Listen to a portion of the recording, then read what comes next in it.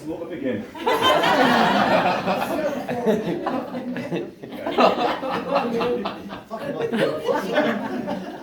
I'd like to start by thanking Mr. and Mrs. Palmer for helping to organise such a beautiful wedding reception.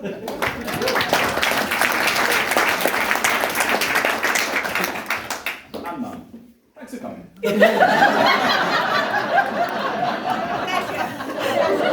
I'd also like to say, and I'm sure you'll agree, the bridesmaids look beautiful.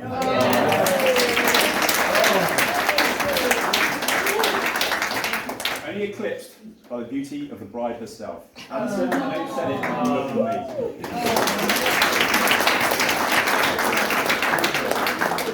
And Gez, thanks for coming. Alison and Gez, or should I say, Mr. and Mrs. Davis.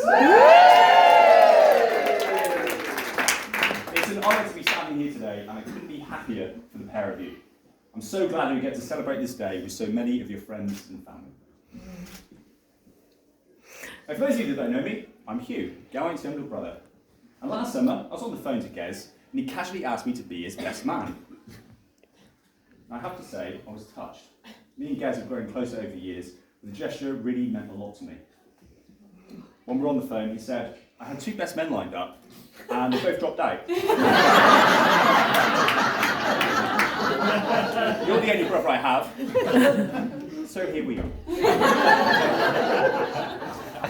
When Gez asked me to do the best man speech, he said, it's pretty straightforward. You just need to be sober and funny. Well, I've got some bad news for you guys. I'm not going to be either of those.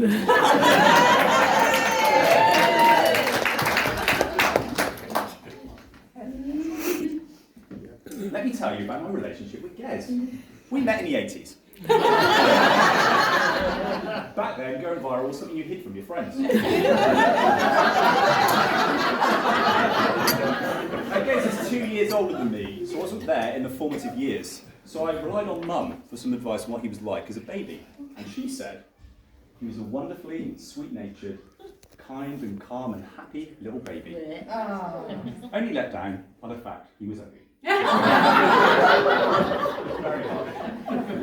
She also said he was very different. Well, he was a slow starter at nursery school, and he was very different from the other 4-year-olds. He was 11. And like many brothers growing up, me and Gez developed this sibling rivalry. Whether it was wrestling, computer games, football, or speeches, we'd just be trying to outdo each other in any way possible. Any of you younger brothers out there will know what it's like trying to compete with an older brother. They don't take it easy on you. They're bigger, faster, stronger, and they will make the rules up as they go along just to get them done. Now, in a couple of years, I got lucky because we had Beth. And I could put into practice what Gez had taught me, and we could torment her together. What we would do, we'd stick her in goal and 5 shots at her full pelt. We'd nick her sweets and plead ignorance. In our favour, we'd practice wrestling on her because she was light and easy to throw around the house. Gez had a signature move where he'd hide behind the door and wait for Beth to walk in. He'd even coax her in with a promise of sweets, money, or, I don't know, brotherly love. As soon as she walked in, he'd straight arm her in the throat, screaming, clothesline! Those were the days. Beth's tears and sadness would bring an inner joy to me. That in many ways brought us closer together. So Beth, from the two of us, thank you. Don't feel sorry for Beth. She had it coming. She would torment us, embarrass us, harass us, and make sure we were in as much pain and as prolonged as possible. And in many ways, she still does. See, if you ask Beth, she would describe Gez as a 4-letter word. Have a C in it, have a U in it, have a T in it. And that word, of course, is cute. And cute was exactly what our second sister was. And Carrots, on the other hand, was sweet, kind, quiet and polite. She had no interest in tormenting us.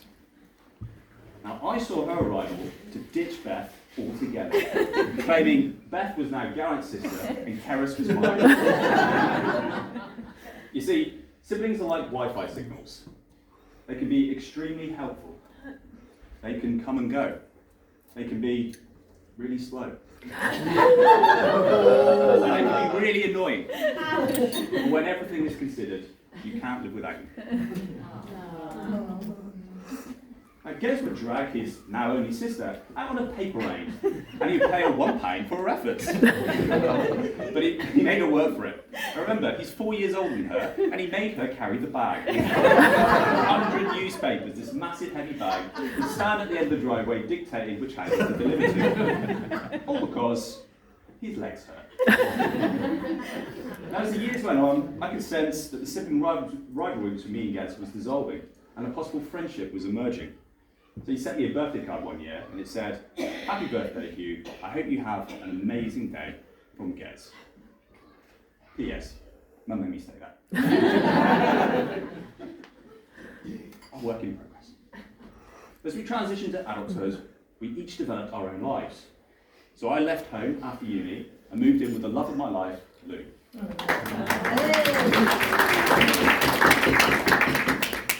Keris moved out and had 2 wonderful kids with the love of her life, Darren. Beth moved out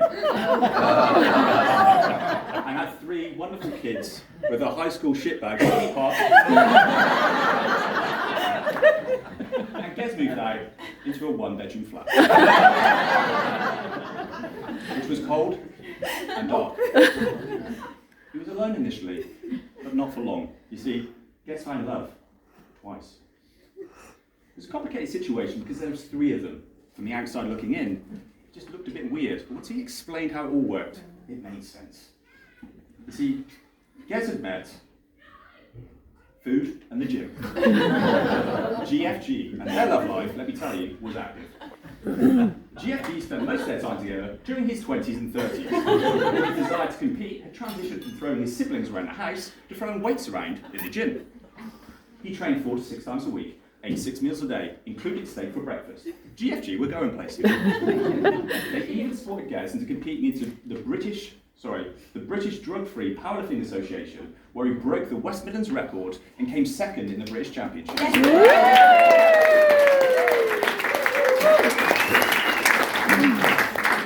An unbelievable achievement. But during his time competing, Gez's eyes started to wander. You could see he was developing a strong sense of affection for another source. His nephews. Now, Beth had separated from her high school's shitbag and was left to largely raise 3 kids on her own. Now, due to our prior arrangement, she only had 1 brother. When he wasn't lifting, he was still eating, but he wasn't alone. He had the boys. They affectionately called him Dada Pig from Peppa Pig because of his uncanny likeness. So whilst I abandoned my sister and moved to Cambridge, Gez was still there for his. He helped out with babysitting. He took the boys out on adventures, and he taught them wrestling moves to try out on their mum. Gez was, and still is, more than an uncle to those boys.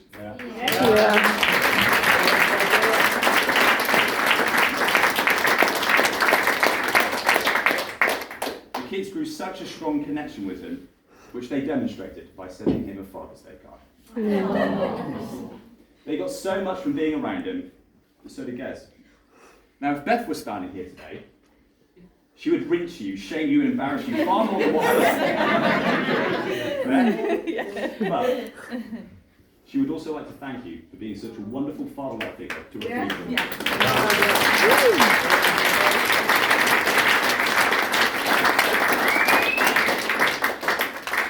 See, over time, Gez and Beth grew closer together. This once fractious relationship turned into something that was actually quite sweet. They spent days out together.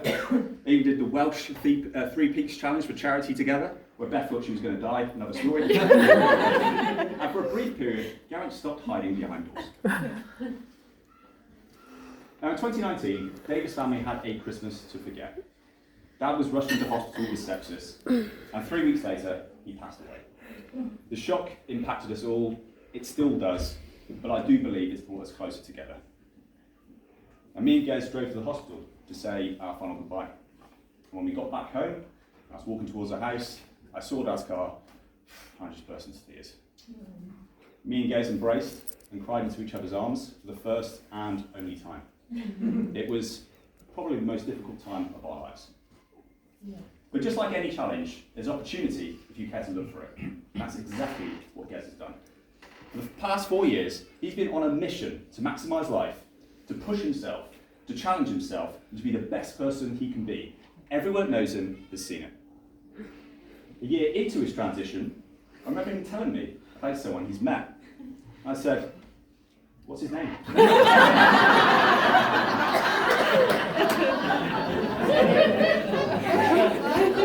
He said, "Her name is Alison." I was intrigued. What's she like? Are they well suited? How will she cope with him? This is the guy whose snoring is so loud. It's like being next to a walrus with COVID. This is the guy that when you asked him to help you out with something, he said in a toddler's voice, "We can't, I've got an owie." This is the guy that once lost a £100 bet and played the winner back in 10,000 pennies as a way to claim some kind of moral victory. It's quite funny, actually. But Gez was changing. Alison was having an immediate impact. Gez, his whole demeanour had lit up. He was giggly, caring, and sensitive. It was weird. Who was this mysterious woman? Well, later that year, you'd soon find out. The day our family first met Alison, we knew. She was a keeper.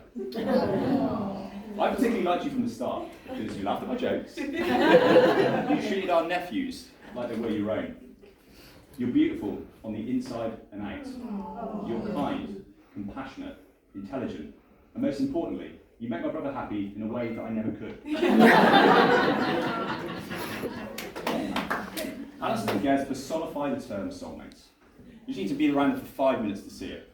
They're either holding hands, hugging, laughing, whispering sweet nothings into each other's ears. It's disgusting.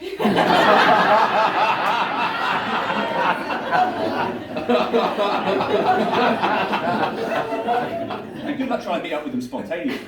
I mean, their calendar is jam-packed with adventure and experiences. If they're not sleeping under the stars, or going for a cold dip at the beach, or going to a gig or event, or developing a home, they're competing. Their Sunday Fun Day challenges are something to behold, and always entertaining to follow. They pick a game, compete full out against each other.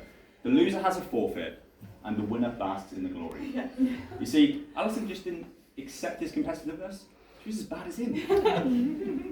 Now, I have to be honest. When Gez first told me that he was thinking of proposing to Alison, I was so happy for him, but I was slightly concerned. They'd only known each other for a year. I couldn't help but think, are they rushing into this?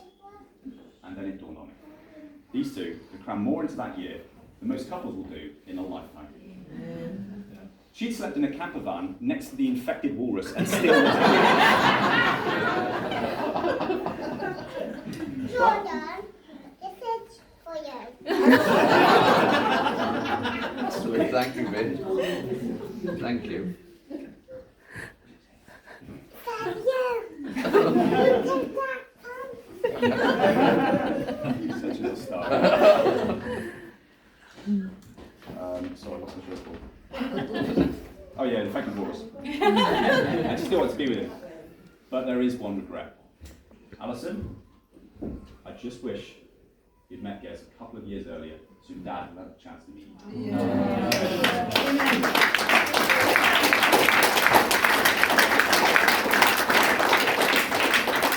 Knowing Dad as well as I did, I can say with complete confidence he would have absolutely loved you.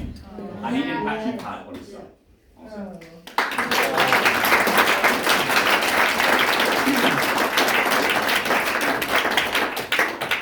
You see, Dad worried about Gez.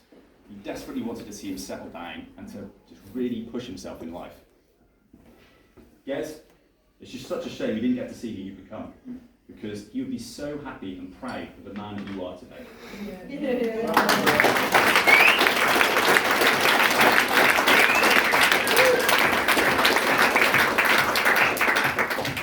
2024 is a leap year, and it's considered lucky for a couple's time than not, but I think you need it. You guys are perfect for each other. Strong couples start each day by looking at one another and being continually amazed at their good fortune, and I see that in you. Alison and Gez, I wish you all the very best for your life together, and I want you to know that I love you both.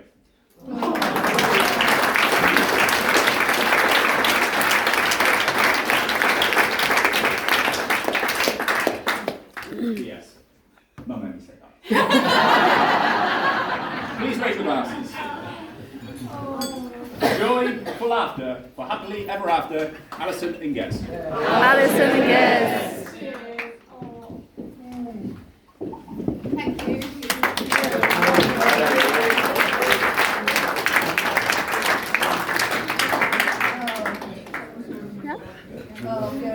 Be fine.